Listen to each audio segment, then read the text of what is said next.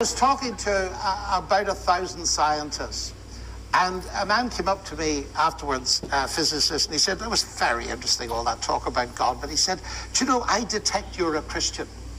And I said, you're... Very astute gentleman. Yeah. Well, that's what I said. I said, you're pretty sharp. And he said, come off it, he said. Now look, as a Christian, you're obliged to believe that God is a triunity, that Jesus was God and man. And he said, now, come on, you're a mathematician at Oxford. This is absurd. Can you explain it to me? Well, I said, can I ask you a question first? He said, sure. So I said, tell me, what is consciousness? And he thought for a second, and then he said, I don't know. I said, that's okay, let me try an easier one. What is energy? Well, he said, I'm a physicist, I can measure energy, I could use it. I said, you know, that's not my question. What is it? He said, I don't know. Oh, I said, that's very interesting. You don't know. Tell me, I said, do you believe in consciousness? Yes, he said. Do you believe in energy? Yes, he said. So I said, you believe in these two things, you don't know what they are.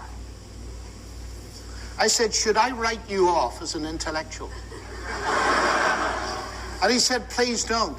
And I said, but that's exactly what you were going to do with me 5 minutes ago.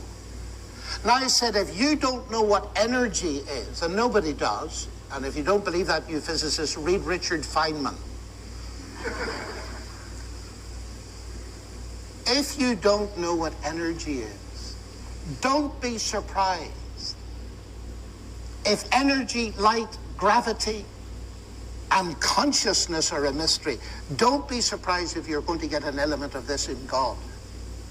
You're bound to get it. But now I pushed him a bit further, you see. And I said, why do you believe in these things if you don't know what they are? Now, that was a bit difficult, so being a kind chap, I tried to help him out. And I said, you believe in these things because of their explanatory power as concepts. And he said, that's exactly right. And I said, look, of course I can't explain to you how God became human. But I said, it's the only explanation that makes sense of the evidence as I see it. Now I said, I've got a simple analogy that might help you. It's a very low-level analogy, but at least it's biblical.